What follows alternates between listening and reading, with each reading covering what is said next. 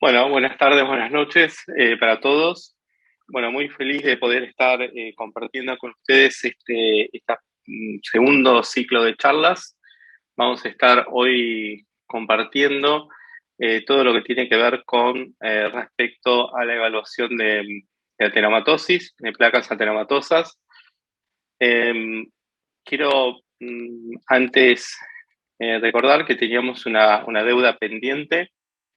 Muchos nos pasaron sus mails por interés en unas... nosotros vamos a estar compartiendo para quienes tengan interés en asociarse a algunos de nuestros cursos anuales de ecografía Doppler vascular. Así que, habiendo subido todos sus mails, le vamos a poder compartir. Yo he tomado esos mails del chat pasado y se los vamos a estar compartiendo en los próximos días junto con una ficha y algunos instructivos de explicaciones. Les cuento cómo va a ser la sistemática de hoy. La verdad es que hemos visto un gran entusiasmo de parte de todos ustedes, para lo cual estamos muy, muy agradecidos con el grupo Tecnoimagen y de mi parte también, en lo personal, muy, muy agradecido. Vamos a enfocar en lo posible las preguntas asociadas exclusivamente al tema que vamos a dar. Este fue uno de los comentarios que decidimos prestar atención de lo que nos mencionaran. La mayor parte, afortunadamente, de las críticas que recibimos fueron muy buenas, y de las que a veces nos dan para aprendizaje, esta fue la más importante. Así que, bien, si estamos ahí, vamos a dar comienzo. Vamos a pedir que usen los chats discretamente para los momentos de pregunta. Vamos a tener algunos momentos de votaciones y, bueno, de mi parte no mucho más. Ahí ya vamos a la presentación de hoy. Bueno, hay una primera sesión que tiene que ver con el diagnóstico de placas. A eso me voy a direccionar ahora. Vamos a recordar que el contexto de la detección de placa hoy en día tiene un foco específico que tiene que ver con el screening de placas, es decir, tratar de detectar placas en poblaciones cada vez más jóvenes, hombres o mujeres, con factores de riesgo o sin, y que recordar cuáles son las diferencias de ir a buscar en cada uno de estos grupos las placas, tanto a nivel carotídeo como febral. Ese va a ser nuestro tema de hoy, cómo diagnosticarlas, cómo tipificarlas, cómo describirlas, qué hay de nuevo, qué se viene y algunas desconfianzas que tengo respecto de lo que se viene, tanto en uso de nuevas tecnologías como de evaluaciones. Bien, si estamos ahí en sintonía, vamos a recordar que los métodos de abordaje para un estudio promedio de Doppler carotidio tiene que ver con los abordajes superior, anterior, posterior, y cada uno de ellos tienen ventajas y desventajas. En lo personal, sugiero siempre los desafío a que usen estas vistas, y se las voy a poner en grande, para que puedan ver estas vistas, que son las vistas posteriores, las cuales nos deben ofrecer bifurcaciones de muy buena calidad y de esa manera nos permite ver, particularmente en el territorio carotidio, el área de mayor prevalencia de placas. Es una vista que tiene esa predilección, la tasa de bifurcaciones observadas llega casi al 60-65% según las descripciones. En la detección y el seguimiento de atenomatosis hay 2 o 3 conceptos que tendríamos que revisar. Cada vez que tenemos que detectar placas, Raquel nos daba consejos de muy buena calidad en las presentaciones previas y yo aquí me permito un primer repaso. Les pido que observen la imagen 1 y les pido que observen la imagen 2, acá se las estoy focalizando, para que me digan cuál de las dos, a su juicio, o lo piensen, si tienen ganas lo escriben en el chat, tiene mejor calidad acústica. Ahí ya Luis, muchas gracias. Bueno, veo que el número 2 se repite incansablemente. Esto es como cuando estamos viendo una imagen en nuestros televisores y a veces no nos cuesta demasiado definir cuál es la mejor imagen y estamos realizando ajustes para ver siempre lo mejor. Entonces acá viene el primer consejo. Los abordajes perpendiculares para la bidimensionalidad son los que mejores calidades acústicas tienen para que podamos visualizar correctamente los territorios vasculares o las placas. Es decir, esto es lo perpendicular, el eje del objeto que necesito ver contra el eje de insonación. Recuérdenlo muy bien porque va a ser todo lo contrario de lo que vamos a lograr en el Doppler, donde vamos a necesitar la oblicuidad. Pero a la hora de diagnosticar y de ver con calidades enormes, necesito recordar este concepto. Para lo bidimensional, lo perpendicular me va a dar la mejor calidad de imagen. Es por eso que nadie, seguramente, o muy pocos por ahí optaron por la imagen 1, perpendicularidad. Otro consejo que me voy a permitir retraer de la charla de Raquel es el uso del foco. El foco de nuestros equipos siempre debe estar a la altura del objeto que nos interesa revisar. Recordar que hay tecnologías nuevas que tienen multifoco o foco inteligente, las cuales tratan de ajustarlo a el área que estamos tratando de visualizar con mayor interés. Pero bueno, en los casos que podamos manipularlo, siempre ponerlo a la altura del objeto de interés o ligeramente posterior al mismo, no más de 1 centímetro. Hay un concepto que antes que se pregunte, siempre decidimos remarcarlo y tiene que ver con el uso del grosor miointimal. El grosor miointimal es una pregunta que continuamente se repite en estos últimos 5 años respecto a si el mismo tiene utilidad o no tiene utilidad, si es recomendable usarlo o no, o si ya está terminado su uso. Y acá van algunas primeras respuestas que van a servir para que también asociemos qué ver y qué medir en las placas.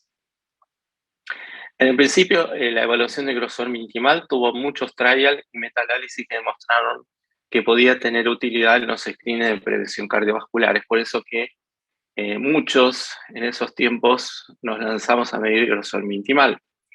¿Qué aprendimos de grosor minimal en los últimos años? Que la potencialidad para predecir eventos cardiovasculares es baja, es decir, que su uso no llegaba al nivel que venían sugiriendo algunos estudios de investigación.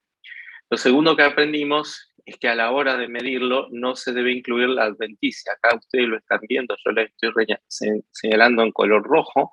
La adventicia no se debe medir y ahí viene el primer mensaje. Cada vez que evaluamos una placa ateromatosa en los territorios femorales, carotídeos o aorta, cualquiera de las modalidades, transesofágico, ecoabdominal, ilíaca o lo que fuera, la adventicia no se mide jamás. El segundo concepto es que se mide desde la adventicia hasta el borde del lumen de lo que nosotros vayamos a medir, sea grosor mintimal o placas. Por último, recordar, si estamos trabajando en el territorio carotídeo, que la zona de mayor prevalencia es la bifurcación y el proximal de la arteria carótida interna. Sobre este punto, voy a definirles lo que actualmente o universalmente conocemos como bifurcación. Les voy a remarcar este punto porque a veces es un punto que todavía sigue siendo o era de discusión. La arteria carótida común tiene un calibre uniforme, ahí se los estoy dibujando. La misma tiene un punto específico donde pierden el paralelismo, de alguna manera en una vista longitudinal, las paredes y a partir desde ese lugar hasta lo que conocemos como divisor de flujos se llama actualmente bifurcación. Este concepto hizo útil la universalización del mismo para no confundir con lo que algunos llamaban bulbo, origen del bulbo, sifón carotidio, etcétera, etcétera. Con lo cual, ese punto hoy lo conocemos como bifurcación. Es un punto de muy alta prevalencia de placas y, por qué no, de grosor mintimal aumentado. El otro punto es el origen proximal o el tercio proximal de la arteria carótida interna. Son los dos puntos específicos para ir a buscar placas. Nuevamente, reenfatizar que no se mide a la hora de medir algo, ya sea placa o GMI, no se mide la adventicia. ¿Qué pasó con el GMI en los últimos años, con el grosor mintimal, IMT? Lo que pasó es que de haber sido un método 1A, es decir, de tener demasiada evidencia, de tener prácticamente la visión de que no hacerlo prácticamente era un error médico, pasó a ser 3A, donde prácticamente hacerlo sería un error médico. Esto es lo que les mencionaba previamente, perdió el poderío de predicción, es por eso que hoy en día yo sugiero que si se lo pide su médico, porque su paciente lo considera que es un paciente diabético, etcétera, etcétera, donde su médico derivador le puede dar utilidad, bienvenido, se lo hacemos, se lo medimos, se lo informamos. Pero en otros casos no sería necesario. Hay otra situación donde el grosor minimal no es necesario. Esto es cuando hay presencia de placas. Es decir, si yo tengo placas o he detectado placas, bueno, acá sí no tiene, es un territorio donde no hay ninguna duda que no tiene ninguna utilidad. Vamos a definir placa. Actualmente existen dos maneras de definir una placa ateromatosa. Las dos llevan al mismo camino, pero con estándar o graduaciones diferentes. Toda prominencia que no incluya la adventicia y que supere los 1.5 milímetros es una placa. Toda prominencia de más de 1.5 que no incluya la medición de la adventicia, obviamente, se considera placa. Ustedes saben que las placas pueden tener crecimiento hacia el lumen o desde el lumen hacia, en forma excéntrica hacia la pared. De modo que en cualquiera de los dos casos, la medición que no incluya la adventicia que supere el 1.5 define una placa. Esta medición tiene que ver con la superación del tamaño de 1.5 de altura de la placa. Ahí vamos a enfatizarlo porque no tiene que ver con el largo de la placa. Ese es otro tema que me voy a referir al final. Otro concepto dice así, dice que si usted su paciente tiene un grosor intimal determinado, ejemplo 0,8 centímetros u 8 milímetros, y en algún lugar el grosor intimal aumenta al 50% el valor que traía previamente, eso también se podría considerar placa. Les voy a señalar mis desconfianzas respecto y la desconfianza de muchos expertos a la hora de medir de esa manera. Esto implicaría que muchas veces con valores menores al 1,5 diagnostiquemos placas, por ejemplo, en personas adultas, ejemplo, hombre o mujer mayor de 50 años. Eso se contrapondría a este concepto de más de 1,5. Entonces, ¿en quién podríamos usar este concepto? Bueno, ha sido sugerido para poblaciones de niños o adolescentes donde las mediciones mayores al 50% que el grosor intimal previo circundante fuera aumentado, corresponde a placas. Ahí es donde se usa. Este es un documento que trabajamos con la ACE. La ACE es la Sociedad Americana de Ecocardiografía. Se publicó, en este documento estuvimos trabajando durante el año 2019, donde consensuamos a qué llamar placa, a qué llamar placa prominente, a qué llamar placa aplanada, a qué llamar placa difusa, es decir, de crecimiento extenso, larga, y a qué llamar placa focal. Entonces, siendo un nuevo estándar, me voy a referir a esto. Todo engrosamiento que no incluya la adventicia que tenga menos de 1,5 no se llama placa. Toda prominencia focal de más de 1,5 se va a considerar placa. Si las mismas miden hasta 2,4, son placas que en general se van a llamar placas planas, aplanadas. Cuando las mismas superan la altura de 2,5 milímetros, se van a llamar prominentes, y si las mismas abarcan más de un territorio, como por ejemplo la bifurcación y el distal de la común, de la arteria carótida primitiva o de la arteria carótida interna, se van a llamar de crecimiento difuso. Esto significa que hay placas largas, hay placas cortas, que hay placas planas y hay placas prominentes. Todo esto tiene que ver con tamaños de placas. Esto es aplicable tanto a arterias carótidas como a arterias femorales. Este es el documento que referendamos mediante la Sociedad Argentina de Cardiología y la Sociedad CISIAC, que es otra sociedad a la que pertenecen muchos miembros de nuestro país. Bien, vamos por este camino. Este es un concepto que genera muchas dudas. Realmente siempre surge el concepto de tratar de definir a qué se llama placas hemodinámicamente no significativas, y la mayoría de nosotros tenemos asociado el concepto del 50%. Entonces, si bien esta no es una clase de estenosis, voy a hacer mucho énfasis en este concepto porque lo van a ver siempre en placa y lo van a tener que informar. Toda placa, cuando supera el 50% del lumen, es decir, si este es un lumen del 100 y el crecimiento de esta placa toca el 50%, sabemos que existe ya un fenómeno que tiene que ver con la aceleración de las velocidades, pero también tiene que ver con la caída del flujo, es decir, ya con 50% el flujo del otro lado de la placa, si bien por un fenómeno muy bien conocido de aceleración de flujo y volumen para poder pasar y preservar el volumen del otro lado de la placa, el mismo también comienza a perder, es decir, la velocidad aumenta en el sitio de placa, cae en el otro. Este comportamiento que se ve con placas que superan el 50% de la estenosis se conoce como placas que generan estenosis hemodinámicamente significativas. Y cuando no superan el 50%, es decir, son menores al 50%, no van a tener este efecto hemodinámico, con lo cual se llaman hemodinámicamente no significativas.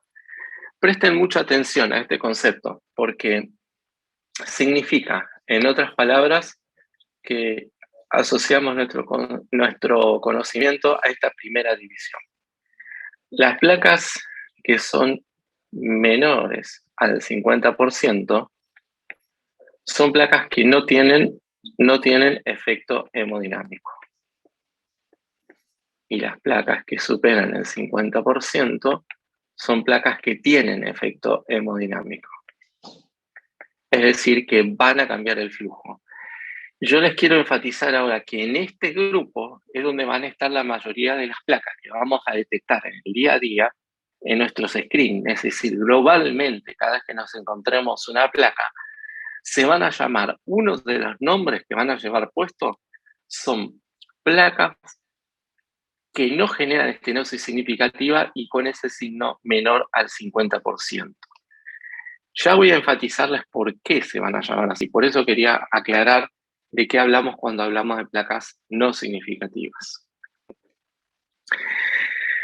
Uno de los ítems que adquiere mucha relevancia actualmente es esta tabla que creo que la mayoría de nosotros la usamos en el día a día. Lo primero, cuando detectamos una placa, es localizar. Lo segundo es determinar la característica acústica de la placa, es decir, si rebota el ultrasonido dejando un cono de sombra posterior o profundo a la misma, se denominan hiperecoicas. Estas son placas en las cuales predomina el calcio produce el rebote de la onda y el cono de sombra posterior es el resultado de la misma. Posteriormente tenemos las que no rebotan los conos de sombras, que vamos a conocer como placas isoecoicas, las que directamente dejan pasar todo el efecto del ultrasonido, dándonos a veces una morfología clara de la misma, que vamos a llamar hipoecoica, y a veces los mixajes, es decir, la asociación de uno u otro para placas intermedias. Las morfologías, afortunadamente ya las acabamos de ver, dijimos que hay planas y prominentes. También vamos a agregar aquí a las placas que son extensas, es decir, las que abarcan más de un territorio, o a las placas focales, que son las que no llegan a estar las que están solamente en un territorio. Por último, los bordes. Vamos a asociar el concepto de bordes regulares o irregulares y ya vamos a ver cuál es la utilidad del mismo.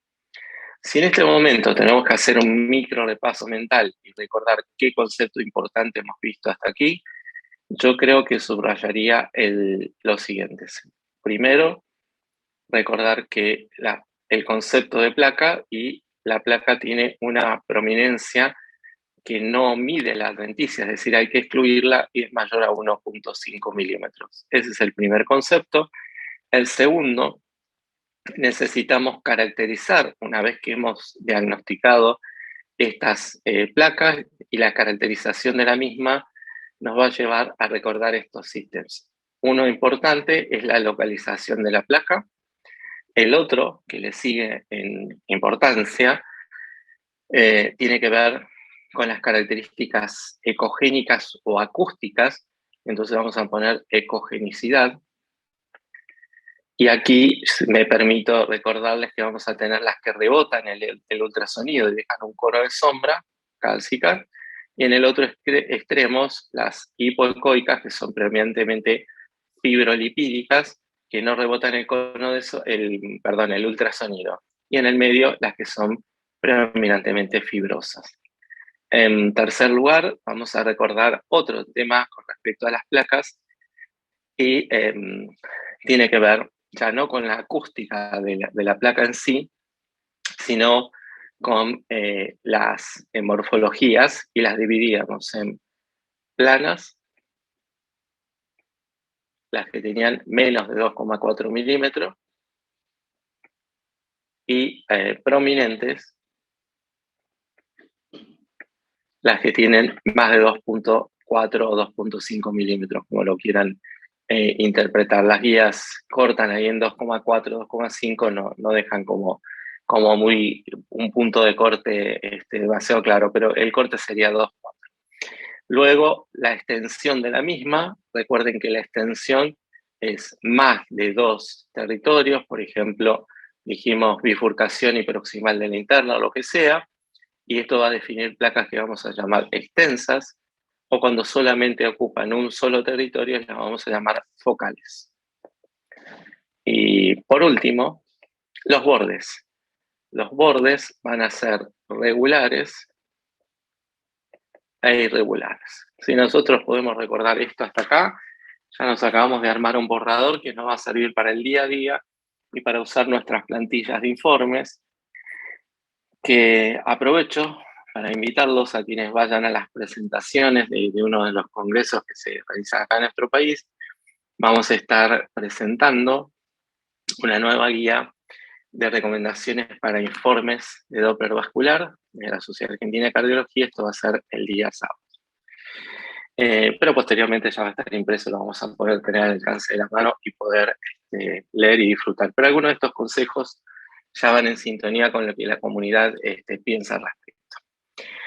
Otra clasificación que se ha puesto, digamos, al alcance de las personas que realizan técnicas de ultrasonido es la que tienen en pantalla. Esta clasificación divide las placas en base a su ecogenicidad y tiene aplicación a arterias carótidas y femorales. Yo la divido para recordármela todos los días y créanme que estuve muy involucrado con la escritura de este artículo que están leyendo, pero bueno, a veces es más fácil recordarlo de esta manera. Las placas de tipo 1 y 2 son las que tienen predominio de hipoecogenicidad, es decir, si uno toma la cuantía de una placa, yo se las voy a dibujar acá bien grandote, en el tipo 1 prácticamente el 100% de la placa es hipoecoica, es decir, es una gota de grasa, tiene la ecogenicidad prácticamente del lumen del vaso, o sea, de la sangre. Estas son placas que aparte de eso tienen son en general prominentes, o sea que acaba otro concepto, tienen más de 2.4 milímetros. Mientras que en el tipo 2, también con la misma característica de vulnerabilidad, por ahora guarden ese concepto, la predominancia de la hipoecogenicidad es mayor al 50%, es decir, más del 50% de la placa es una gota de grasa, es decir, prácticamente la ecogenicidad del lumen del vaso negro. En estos casos, ambos tipos se conocen como placas vulnerables, es decir, son placas que manifiestan un paciente vulnerable con mayor riesgo cardiovascular y con mayor riesgo de rotura de la misma. El término correcto es rotura de las mismas. Mientras que cuando solamente tienen hipocogenicial 25% o prácticamente no tienen hipoecogenicidad y son grisáceas, como las llamamos rutinariamente, o sea, más bien fibrosas, o cuando dejan cono de sombra, como este último grupo, son placas que no tienen riesgo de vulnerabilidad, pero la detección de cualquiera de todas estas indica que nuestro paciente tiene riesgo cardiovascular. O sea, lo que hay que enfatizar acá, que la tipo 1 y 2 implica que la placa por sí misma tiene riesgo de rotura. Tiene que tener más de 2.4 milímetros y tiene que predominar el core lipídico, es decir, más del 100% en las tipo 1 son las más vulnerables, más del 50% en las tipo 2. Luego vienen las que son grisáceas a blancuzca con cono de sombra. Yo me lo acuerdo de esa manera. Las tipo 3, muy poco core lipídico, menos del 25%. Las tipo 4 son grisáceas, es decir, prácticamente no tienen hipoecogenicidad, y las que tienen cono de sombra. Todas por sí mismas tienen un riesgo cardiovascular para nuestro paciente y la 1 y 2 riesgo de rotura por sí misma. Una forma fácil que habíamos hecho hace mucho tiempo tratando de ser didácticos para nuestros cursos era recordarlo de esta manera como lo tienen en pantalla. Yo ya lo he explicado creo que un poco, creo que hasta más sencillo, así que lo voy a pasar. ¿Por qué la comunidad se está apoyando en el ecodoppler? Sobre esto daba esta mañana temprano una conferencia y explicaba que lo que hace que actualmente en muchos lugares del mundo el ecodoppler sea un método de apoyo para evaluar el riesgo cardiovascular de nuestro paciente es la costo-efectividad, es decir, que de alguna manera es un método que suele ser accesible, se puede realizar, digamos, sin generar daños a nuestro paciente y realmente tenemos una buena, mucha confiabilidad en lo que hacemos. Ok, vamos a definir algunas de las placas que tienen en pantalla. Esta es una primera placa. La misma tiene 2.8 milímetros. El borde tiene una apariencia de un borde regular. La ecogenicidad de la misma, realmente creo que hay un predominio, al menos de fibrosis, y muy poco de hipoecogenicidad. Creo que esto sería hipoecogénico, esto sería casi isoecogénico, es decir, una ecogenicidad similar a lo que es la pared o el músculo, la pared arterial o el músculo que nos rodea. Respecto a eso se compara la ecogenicidad en la escala Gray. Y yo creo que todos acá vamos a estar de acuerdo en que en esta primera descripción, esta placa es una placa que nosotros vamos a denominar prominente por un lado. Por otro lado, si abarca un solo territorio, la vamos a llamar focal. Y por último, si la tenemos que cuantificar en base a la tabla anterior, sería una tipo 2, si queremos poner el tipo 2, o sencillamente, si no queremos o no nos acordamos, solamente remitir el informe hacia una placa de componente fibrolipídico, lo voy a escribir aquí, predominante, es decir, la mayor cantidad del mismo es lo que predomina, y menor componente fibroso. Así es como debemos describir esta placa en nuestros informes. El capítulo siguiente va a tener que ver, o los capítulos siguientes vamos a tener que ver si las mismas generan o no generan estenosis significativa. En este caso no la generan, no hay aliasing, nada que decir. Esta placa tiene otras características. Esta es una vista transversa, donde estamos viendo una placa donde hay varios componentes que nos van a llamar la atención, pero yo los invito a que miren lo más profundo y posterior respecto de la misma y les pregunto si les parece que aquí hay calcio por sí o por no. Es decir, que me digan si alguien ve algo que sugiera que hay calcio, sí o no.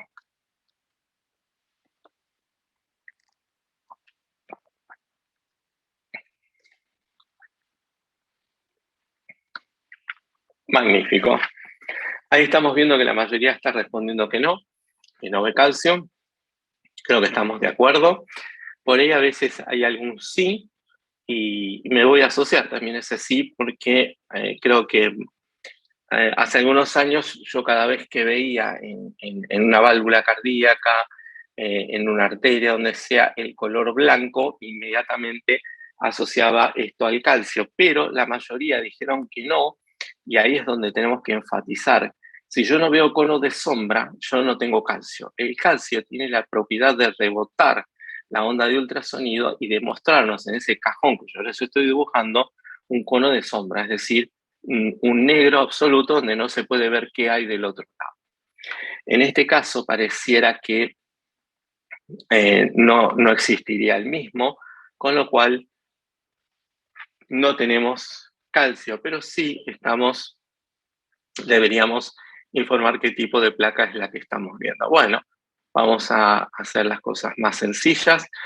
Primero vamos a entender que es una placa prominente, es decir, prácticamente ocupa la mitad del lumen en prominencia. En segundo lugar, tiene varios componentes acústicos. Presten atención que tienen uno que prácticamente tiene la ecogenicidad de los tejidos circundantes, es decir, se parece pero no deja cono de sombra. Entonces a eso lo vamos a llamar isoecoico, es decir, tiene una ecogenicidad similar a la pared del vaso o similar a los tejidos circundantes, músculo o lo que sea. Luego tenemos ecogenicidades más bajas, pero no negras, es decir, no del color del lumen del vaso, con lo cual vamos a inferir que es una placa con un predominio de componente fibroso prominente. En este caso, por esta vez, vamos a llamarla placa de tipo 3, es decir, vamos a recordar que las de tipo 3 tenían un predominio de componentes fibrosos sobre el hipocogénico. Ahora los invito a que hagan un ejercicio pequeño y me digan si esta placa que tienen en pantalla es una placa con predominio de componente hipoecoico o con predominio de componente isoecoico, o que me digan también si tienen ganas si es una placa con signos de vulnerabilidad, sí o no. Ahí estamos leyendo en el chat, realmente hay mucha participación, los felicito, hay mucho interés por participar y realmente me siento muy, muy valorado cuando veo tanta participación. Sí, coincido, ahí estamos viendo claramente. Hay dos términos que se repiten, uno es el de hipoecogenicidad y el otro es de vulnerabilidad. Entonces, vamos a explicar que esto es una placa que tiene los componentes de predominio hipoecoica, es decir, vulgarmente le llamamos gota de grasa, porque tienen una densidad ultra baja, son placas de alto riesgo de rotura, se llaman hoy en día placa con signos ecográficos sugestivos de vulnerabilidad y está muy bien todos los diagnósticos que hemos podido ver y que ustedes han compartido. Es decir, es prominente, abarca al menos dos territorios. Este es otro punto que me parece importante. Esto sería el proximal de la carota interna y este es el medio de la carota interna, con lo cual verán ahí que no hay aliasing, al menos en este frame. Los invito ahora a ver la siguiente placa, que tiene un efecto que Raquel nos explicara muy, muy bien en las presentaciones previas. Nos enseñó respecto de este artefacto, que luego posteriormente también se lo remarqué. Acá no hay que pensar ni que es un Basa-Vasorum, ni que tiene una ulceración y que eso que vemos ahí es flujo. Eso es un efecto de espejo en el cual se está viendo una imagen que corresponde a un artefacto. Esta, como están poniendo todos ahí, es una placa prominente, es cálcica, y les voy a preguntar dónde ven la localización, es decir, si hay dos territorios comprometidos o uno solo, y si se animan a describir la localización de la misma.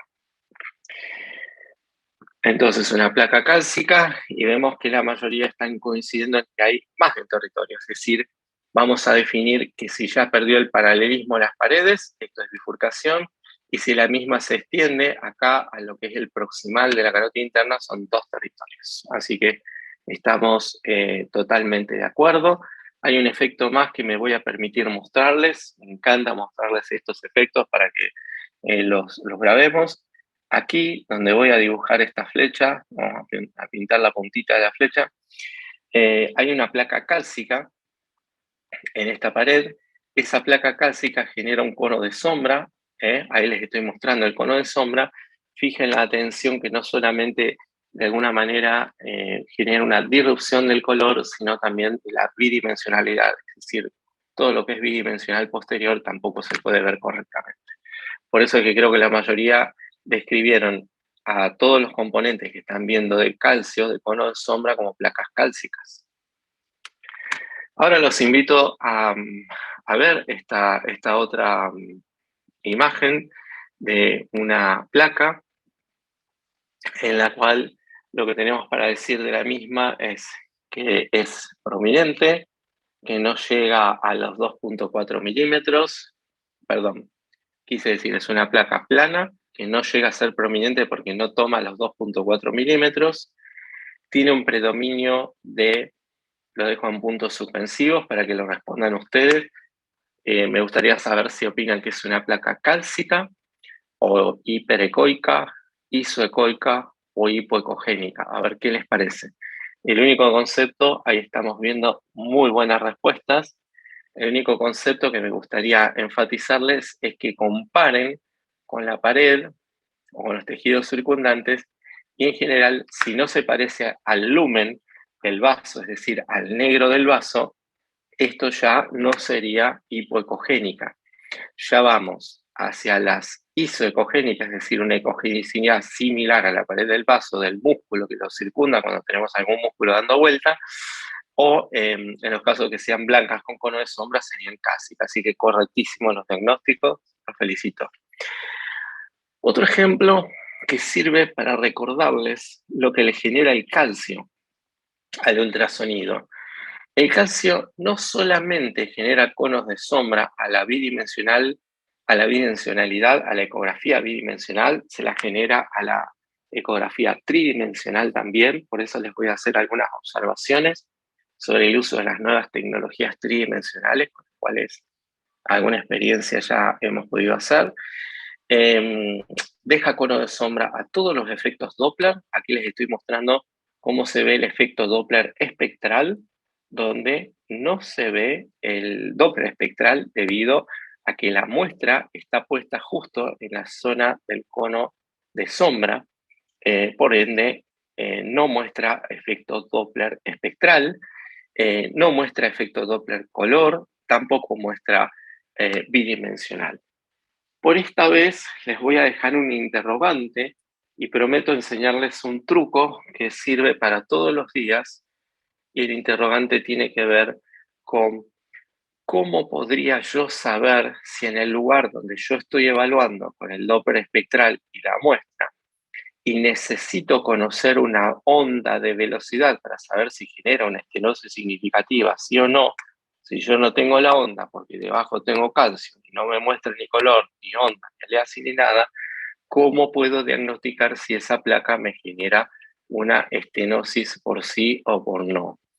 Prometo responder que en la charla que dedicamos a cómo evaluar las estenosis en forma actual, por eso esto es un update, hay nuevos criterios, enseñarles algunos trucos y van a ver que ya no hay que poner más ese comentario que habitualmente se ven en algunos informes, donde dice que dado que la placa es cálcica y que no se puede evaluar las velocidades, no se puede conocer la estenosis de la misma y se sugiere complementar con otro método.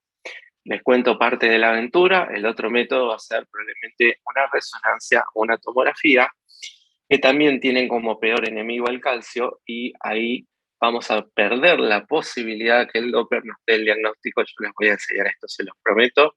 Por ahora se los dejo como iniciativa. Vamos a la primera votación. Le voy a pedir a Alex, por favor, si puede poner a la vista, le pido que miren esta pantalla, la pantalla que tienen aquí, que dice placa, y les pido por favor que voten para decirme si esta placa, después de lo que estamos aprendiendo a modo repaso, es una placa que tiene signos de vulnerabilidad o no tiene signos de vulnerabilidad. A ver qué les parece. Es la placa que tiene la flecha. Les pido por favor que empiecen a votar. Tienen que poner sí o no y vamos a dar un minuto y ahí ya levantar los resultados de la votación.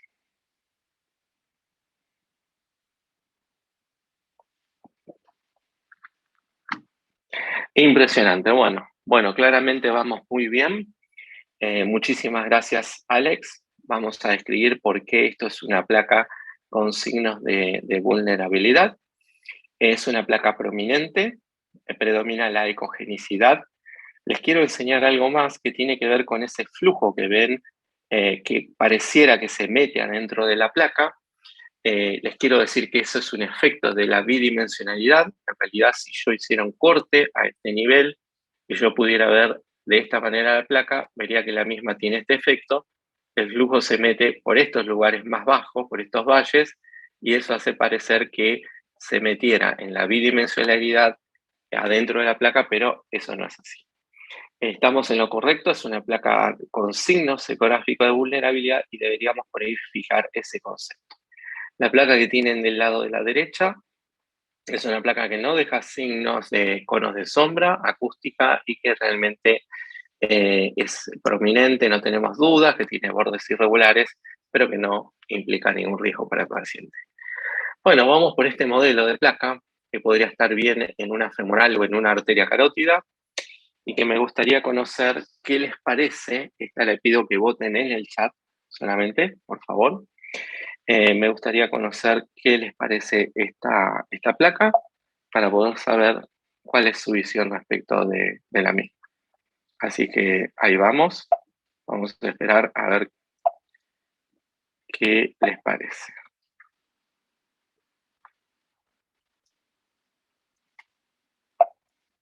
Vale. Bueno, muy bien. Ahí vamos viendo ya algunas votaciones. Perfecto, perfecto. Bueno, vamos a tratar de aclarar qué tipo de placa es y justificar el porqué de la misma. Tenemos una placa que tiene un predominio, les pido que presten mucha atención, de un componente fibrolipídico, es decir, el centro de la misma tiene una ecogenicidad ultra baja. Esta placa está apoyada sobre algo que deja un cono de sombra. Ese sitio sobre el cual apoya es predominantemente cálcico y lo que da hacia el lumen predomina la fibrosis. Es decir, esto es lo que, si nosotros deberíamos describirla, ahí estamos viendo algunos comentarios también muy acertados, ha habido muchísimos. Es una placa fibrolipídica con escaso o con componente cálcico, pero con un núcleo o core lipídico mayor al 50%. Por ende, deberíamos describirla con predominio de hipoecogenicidad. Es decir, una placa que tiene todo. Tiene el calcio, tiene la fibrosis y tiene la gota de core lipídico. Así es que eso estaría bueno. Hay alguien posumista, eso es muy correcto, lo felicito. Bueno, ¿qué le hace el calcio al color? ¿Qué le hace el calcio al bidimensional? Ahí lo tienen para que no lo olviden más. Esto puede estar en una arteria carótida o puede estar en una femoral. Me gustaría que lo recuerden para que podamos siempre tener estos conceptos unificados. Y sobre todo, recordar que el color puede sufrir este efecto que es sumamente frecuente y que tiene que ver con estos artefactos que se llaman artefactos de espejo, que también se ve en el Doppler espectral, y que es la replicación de la onda de rebote del color. No confundirlas con vasas, ni con úlceras, ni con nada, porque no lo son. Este concepto es para que no olviden que cada vez que vean este tipo de placa en su paciente, lo primero que tienen que medir es si la misma es prominente o no. Es decir, si tiene este concepto, implica que tiene que medir más de 2.4. Ahí estaríamos muy contentos si lo vemos, porque estamos haciendo un diagnóstico correcto. Si predomina el core lipídico, ahí lo están viendo, el core lipídico en esta placa predomina, es muy poquito lo fibroso. Y yo quisiera que recuerden siempre este consejo.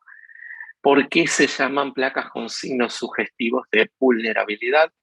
Sencillamente se llaman de esa manera porque del 100% de pacientes con este tipo de placa, aproximadamente un 60-70%, al no tener ningún tratamiento ni nada, podrían desarrollar eventos por rotura de placa. El otro 30-40% podrían no desarrollar ningún evento, por lo cual el verla no significa que el 100% vaya a ser el evento. Hay muchos estudios que tratan de apuntar a conocer si la biología o la temperatura de la placa u otras variables químicas nos podrían decir cuáles son las que se van a romper o no. Es por eso que al no ser el 100% se describen como con signos sugestivos de vulnerabilidad. Vamos a 2 o 3 conceptos. El primero de ellos tiene que ver con si hay que medir área o no. Esta es una pregunta que surge muy frecuentemente en los últimos eventos que me ha tocado participar o que le ha tocado participar a alguno de los miembros del grupo. La realidad es que vamos a dar un punto de vista muy personal, es decir, muy sumamente personal, de alguna manera muy cercano a lo que científicamente se está divulgando o promoviendo actualmente, y les voy a mostrar mis desconfianzas al respecto. Cuando medimos el área de placa tratamos de conocer algo que se llama carga de placa del paciente. Entonces, eso quiere decir que, por ejemplo, si yo evalúo los dos sistemas carotídeos de mi paciente y los dos sistemas femorales, a nivel de la femoral común, o femoral común más ilíaca externa, y yo hago la sumatoria de todas las áreas de placas de mi paciente, cuanto mayor área de placa, mayor riesgo cardiovascular. Hasta ahí, con ese concepto, estoy totalmente de acuerdo. Ahí no tengo dudas que tengo una coincidencia total. Esto se está sugiriendo actualmente. Pero aquí viene mi desconfianza. Generalmente, cuando nosotros realizamos mediciones en bidimensionales, muchas veces nos va a pasar lo que ya conocemos como teoría del iceberg, es decir, de alguna manera a veces vamos a cortar en lugares diferentes y vamos a medir áreas diferentes en el mismo paciente, en la misma placa e incluso habiendo pasado un par de minutos entre la primera medición y la siguiente. Esto hace que por el momento, ¿cuál es el espacio que se le podría o debería dedicar a las mediciones de área de placa? Bueno, se dice que con error o sin error, en el primer estudio que se le pida al paciente para evaluar carga de placa, se podría hacer esta medición con error o sin error o con las variables que ya conocemos y de ahí manifestar la carga de placa. Ahora bien, mi segunda es, ahí tendría utilidad, estamos todos, creo que todos los que realizamos esto de acuerdo. El segundo punto, que es lo que no se debería hacer justamente por esa variable de error. El segundo punto, lo que no se debería hacer es el seguimiento del paciente luego de haber fortalecido, iniciado un tratamiento, lo que sea, tratando de ver si le disminuye el área de placa, porque ahí sí se ha visto un error tremendo que tiene que ver con mediciones que no son en el mismo sitio, en el mismo lugar, y que puede hacer que sobreestimemos o subestimemos y que pensemos que nos está yendo mejor o peor, y en realidad lo que estamos viendo es el error de la medición del método. Pero asumiendo el mismo, en la primera y única medición podría ser útil. No es lo mismo tener 1 cm² de placa que tener 16 centímetros cuadrados de placa. ¿De dónde proviene la bibliografía que nos lleva a la medición del área de placa? Bueno, esta bibliografía proviene de algunos de los estudios o metaanálisis como el que tienen en pantalla, los cuales demostraron que por cada aumento o crecimiento que hay o cuartilos de áreas de placas, nuestros pacientes podrían tener, por ejemplo, como muestra esta tabla, mayor riesgo de stroke. Es decir, más placa, más riesgo. Pero también este riesgo es explicable o explanable a riesgo cardiovascular. Un territorio al cual los estimulo a ver, y en nuestra próxima presentación les voy a brindar un tutorial que es un videito de tarda 5 minutos, menos, perdón, creo que tarda 30 segundos, estoy exagerando. Es algo sobre lo cual hemos investigado y publicado con el grupo, que es ir a evaluar el tronco brachiocefálico. Frecuentemente nuestros pacientes no tienen placas y nuestros informes dicen que no tiene placa, con lo cual nuestros médicos derivadores dicen perfecto, seguimos así, nos controlamos en 2 años, no tiene riesgo cardiovascular, y seguro que si hubiéramos revisado el tronco brachiocefálico, en muchos de estos pacientes con carótidas normales encontramos placas. El tronco brachiocefálico se parece a las arterias ilíacas, tienen alta prevalencia para tener placas y aún con arterias carótidas normales. Ese es un algoritmo, una escala que nos muestra dónde está parado en estos momentos el mundo de la estratificación cardiovascular. Yo solamente de aquí los voy a llevar por donde acabamos de transitar juntos. Los que miden aún el grosor mintimal, bueno, vamos a recordar que por el momento ya la mayoría de las comunidades médicas, asiáticas, europeas, americanas, están en desacuerdo respecto del valor que se le daría al IMT, con los cuales voy a simplificar el camino, pero bueno, la publicación lo tuvo que poner. Entonces vienen dos cosas para recordar. Una, la primera que tiene que ver con la altura de la placa, es decir, este es el concepto, es decir, placas, cuanto más alta la placa, mayor riesgo cardiovascular tiene. Otro concepto tiene que ver con el área de placa. Yo se los voy a señalar. Aquí está el área de placa. Hay un concepto que dice que si un paciente, por ejemplo, en las arterias carótidas tiene mayor o igual a 16.5 milímetros cuadrados, tiene tendría, aunque no se lo realicen, tendría perdón, ese fui yo, un score de calcio alto, equivalente a un riesgo cardiovascular al menos moderado. Es decir, tener área de placa de más de 16.5 milímetros en los dos sistemas carotídeos, es decir, la sumatoria de los dos, tendría un score de calcio alto. Presten mucha atención, ahí está la cita, esto es una cita que le han pedido muchísimo para poder hacer un screen de pantalla y seguramente revisar. Otro concepto habla sobre, como les había mencionado, sobre la altura de la placa para placas menores a mayores a 1.5, mayores a 2.4 o de 2.5 para arriba. Acá está el ejemplo que les había dado hace un rato, que en la misma guía habla de más de 2.4, pero después cuando desglosa el algoritmo lo pone en 2.5. Se lo preguntamos, pero bueno, ya estaba impresa y nos pareció que había sido como un pequeño error. Área de placa, altura de placa y por último, este concepto sobre el cual tengo algunas pequeñas desconfianzas. Todos estos sirven para estratificar riesgo. Yo les voy a dar mi primer punto de vista y creo que seguramente es compartido por la mayoría de ustedes. Detectar una placa ya es detectar riesgo cardiovascular en su paciente. Esto es lo que busca sus derivadores. Esta es la razón por la cual les manda y les pide el estudio. El segundo punto es si nosotros podemos caracterizar la placa, ya aprendimos cómo hacerlo, podemos determinar y diferenciar placas que no solamente implican el riesgo cardiovascular, sino también el riesgo por la placa misma cuando detectamos placas vulnerables. Y en tercer lugar, para quienes quieran hacer estas nuevas cuantías, que es medir la altura de la placa, es decir, así como medíamos más de 1.5, más de 2.4, etcétera, y de esa manera también estratificar el riesgo cardiovascular, bienvenido. Es una buena manera que los derivadores también van a recibir esta información y van a estar muy felices. Para quienes quieran medirlo por primera vez y mandar la sumatoria de las áreas de placa de nuestro paciente, también puede ser un dato que sirva para la estratificación. Yo creo que estos 4 puntos son donde está parada hoy la medicina y tiene mucha utilidad. Les voy a mostrar algunas desconfianzas que tengo. Este fue nuestro trabajo sobre el tronco brachiocefálico. Los quiero llevar, les pido disculpas por pasar rápido. Este es el último punto, como para ir ya cerrando.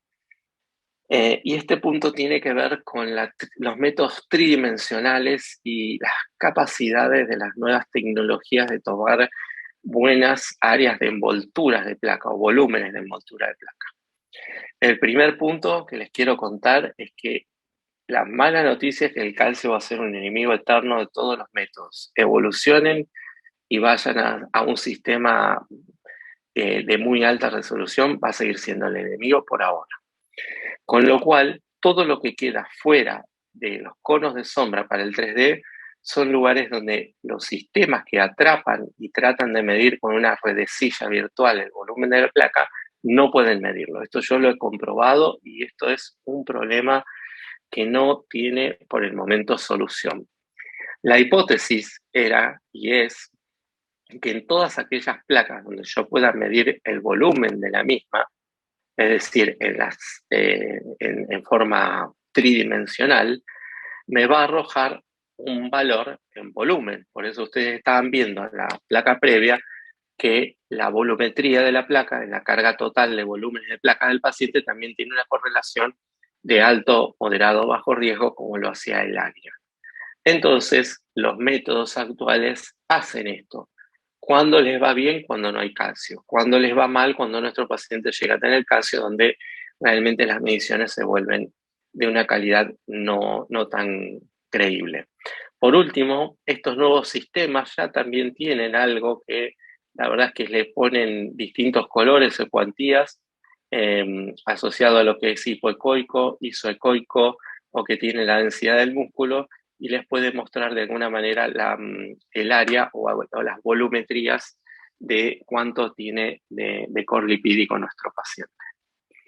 Esto va a ser el punto hasta el cual llegamos hoy y vamos a quedarnos atentos a las preguntas. Nuevamente me gustaría enfatizar, primero agradecerles por haberse quedado hasta aquí y segundo punto, enfatizarles por favor que si pueden las preguntas se hagan al respecto de los temas que hemos dado hoy y quedarnos abiertos para otros tipos de preguntas en otras presentaciones donde vamos a ser más abiertos para otros temas.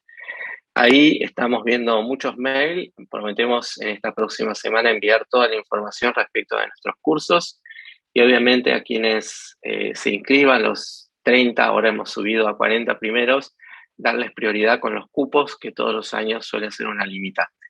Así que bueno, vamos a ver ahora, sí vamos a abrir el chat, lo voy a abrir acá, vamos a ver si hay preguntas. Muchas gracias, ahí estamos viendo comentarios muy bonitos, gracias.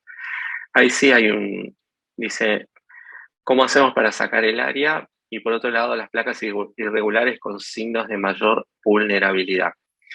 El área se saca sencillamente bordeando con un cursor. Usted tiene que buscar en su equipo un caliper que le permita bordear, o sea, trazar libremente spline, creo que se llama, o bordear la placa y sencillamente la bordea a la placa en todos los niveles y eso cuando usted cierra ese cursor le da el área. En cuanto a las placas con bordes irregulares, se hace de la misma manera, eso no sería problema, esa es otra pregunta, así que no sería un gran problema. Ahí estamos viendo algunas preguntas. ¿Cómo mide el área de la placa? Y si la velocidad es importante. El área de placa ya lo explicamos. Sí, tengo que decirles que la velocidad es muy importante porque es la única manera de cómo actualmente el ecodoppler puede medir las estenosis. Dedicamos una presentación completa a cómo evaluar las estenosis de arterias carótidas y miembros inferiores con los criterios actuales, por eso decimos llamar a update a esto, porque han cambiado los criterios, y enseñarles algunos trucos también, que es lo que más nos apasiona. ¿Cómo se saca el tamaño de la placa?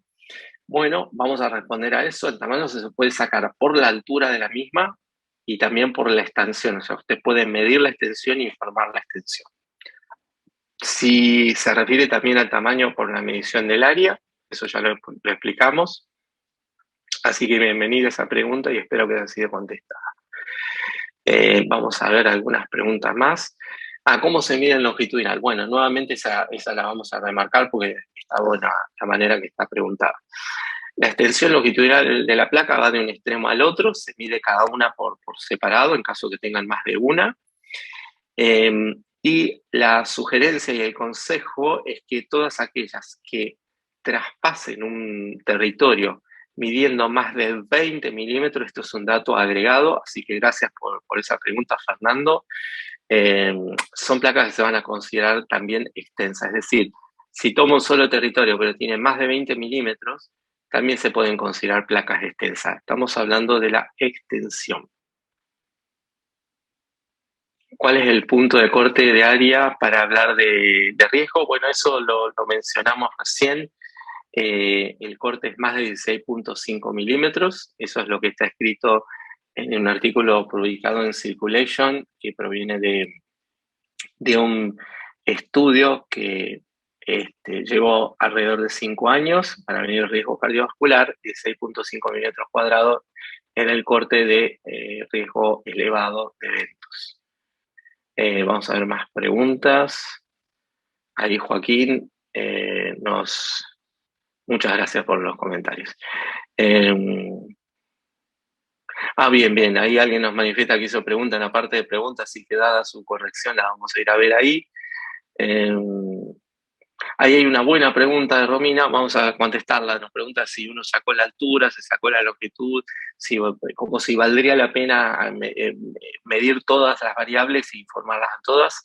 Desde ya que sí, desde ya que eso es bastante bueno. Eh, Bueno, vamos a dar un pequeño adelanto, pero lo vamos a enfatizar. Nos piden ahí cómo se debe medir cuando tenemos calcio en el sitio de estenosis y no tener que informar que dado el calcio no se pudo medir. Hay que alejarse del calcio hacia nivel distal y en esos primeros 5 milímetros donde se obtiene la señal espectral, ese es el área de máxima velocidad del efecto Doppler. Lo que hay que recordar para no cometer el error de pensar que debajo del calcio está la máxima velocidad de la estenosis es que el efecto Doppler es la traducción de la alta velocidad en la postestenosis, no debajo de la estenosis. Entonces, al alejarnos del calcio, del cono de sombra hacia distal, en esos primeros 5 milímetros donde tengamos flujo color y espectral, ahí vamos a encontrar el verdadero valor de la estenosis y con eso la podemos informar y medir en forma confiable. Así que esa es la manera correcta. Así que ahí les dimos el truco y la clave. Ahí vamos a ver donde dicen preguntas. Eh, Preguntas, algunas dicen es lo mismo informar placas extensas que difusas. Sí, eso es correcto. Eh, si podemos compartir los artículos del DOI para leerlos, sí, no hay ningún problema. Yo tengo si gusta, el caso, por ejemplo, los podemos compartir la próxima vez a todo el grupo, así no estamos especificando un mail o dos mails específicos y nadie después por ahí los tiene tiempo. Ahí Marcelo nos pregunta si puede usar la palabra placa vulnerable en informe.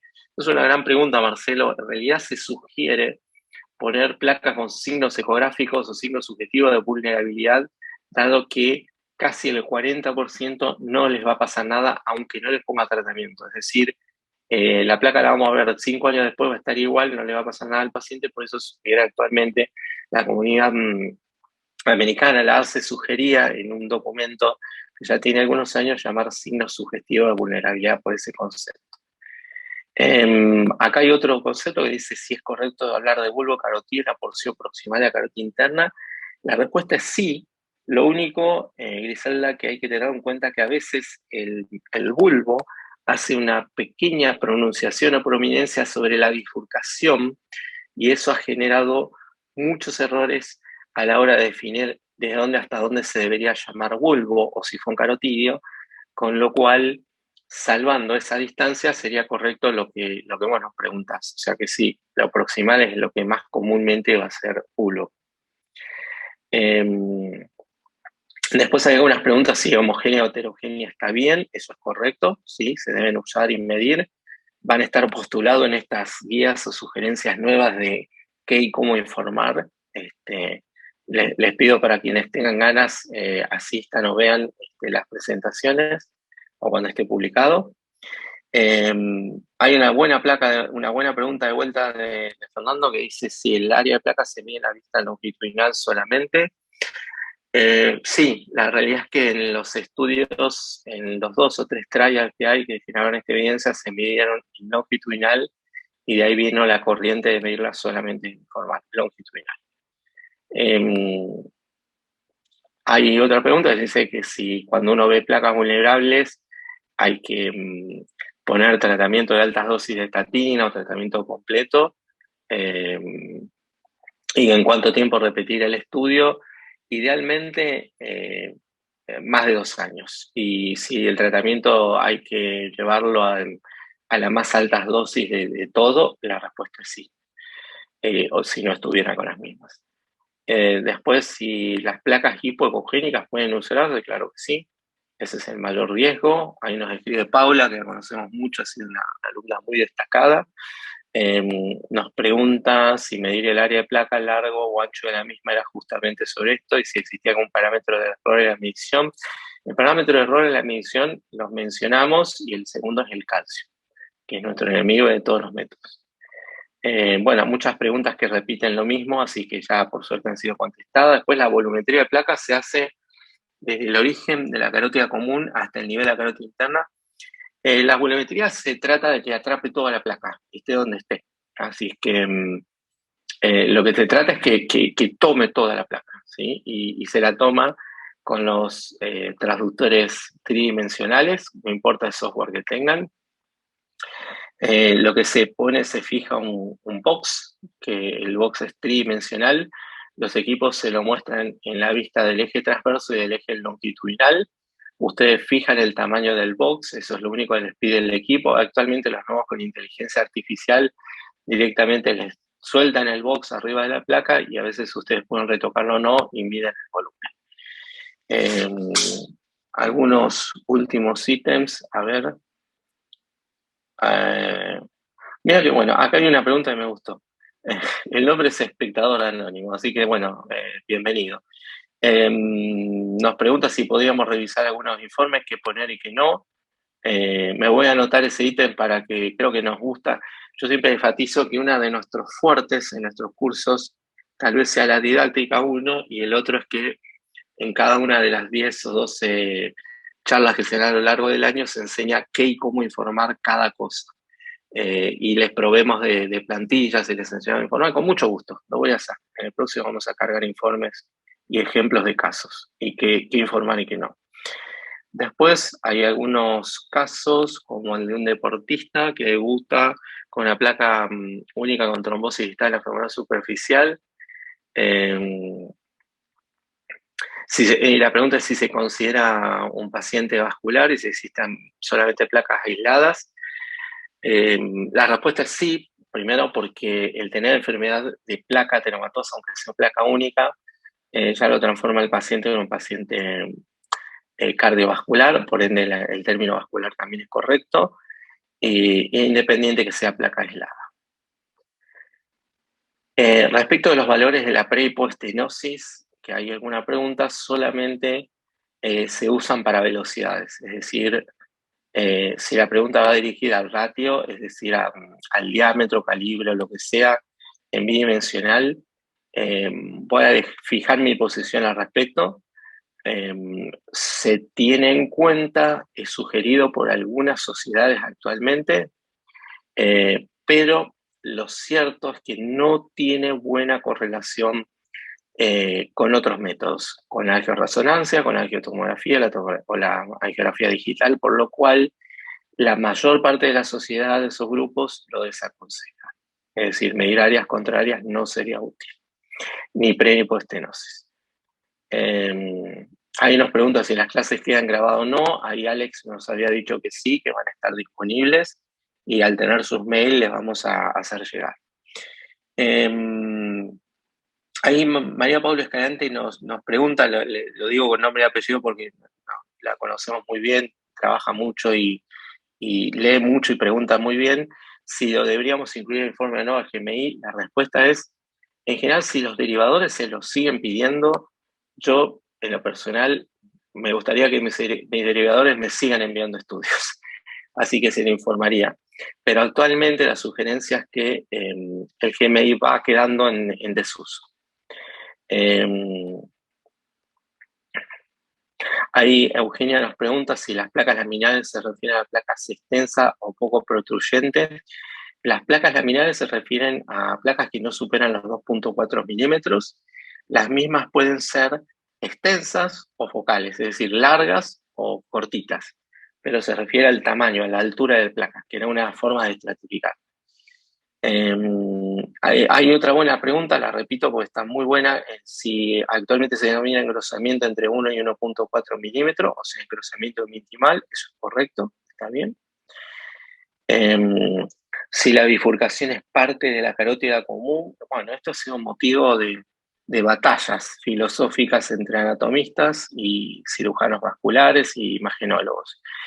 Hoy en día se considera que la bifurcación es un territorio compartido, es decir, que no corresponde anatómica ni embriológicamente a la carótida común.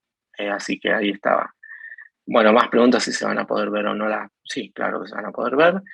Y después hay otra pregunta hecha por Carlos que nos dice, a las placas que reducen el lumen menos del 50%, ahí está, esa está buena, la leo. A las placas que reducen la luz vascular menos del 50%, ¿hace falta colocar el porcentaje que reduce, por ejemplo, 10, 25, 40? Bueno, esa es una gran pregunta, porque la tendencia actual, y lo sugerido por las guías americanas, europeas, argentinas y asiáticas, es que a esas placas se las puede cuantificar y englobar en un grupo que la verdad no nos deja satisfecho a nadie, pero es la mejor forma de hacerlo. Se informa como placas menores al 50%. Al lado de ese concepto se debe escribir que la misma es aplanada, y si hiciera falta algún concepto más, se puede poner que la altura de la misma corresponde, por ejemplo, a 1,8 milímetros. Como decir, mira, te tengo que decir que en este grupo, si te pongo 25, 30, 20 o 15, voy a estar generando un error incluso para el seguimiento de tu paciente en los próximos años, porque esas cuantías no tienen un buen aval, es decir, no son específicas, no sirven. Entonces es mejor poner que es menor de 50 y poner, por ejemplo, la altura de la misma y describir si es plana o no. Bueno, muy bien. Vamos a ver aquí, había algunas preguntillas más. Así tratamos ahí, si ven bien, muchas gracias, Ethel. En el chat figura, las clases quedan disponibles para volverlas a ver en YouTube de Tecnoimagen, y ahí ella nos pone un link directo, así que ahí lo tiene justamente lo que estábamos planteando. De ahí en más vemos, bueno, muchos mails, espero haber podido responder todas las preguntas. Los quiero entusiasmar para el siguiente tema, que realmente es un tema que abarca un tema que personalmente me seduce mucho. Va a ser nuestro tercer encuentro. En nuestro tercer encuentro nosotros vamos a estar viendo los aneurismas y las placas en la aorta abdominal, es decir, volvemos a ver placas, pero volvemos a diagnosticar aneurismas, cómo hacerlo, con qué hacerlo. Le vamos a mostrar cómo lo podemos hacer con un transductor cardíaco, cómo hacerlo con un transductor convex, qué describir, de dónde hasta dónde medir, qué es lo justo y necesario para informar y medir hoy. De paso vamos a usar este consejo que nos dieran por ahí. Y así que bueno, esto es el 26 de octubre a esta misma hora. Les agradecemos muchísimo la participación, el interés y las calidades de preguntas y comentarios. Bueno, de mi parte, muchas gracias y nos estamos viendo en el próximo encuentro.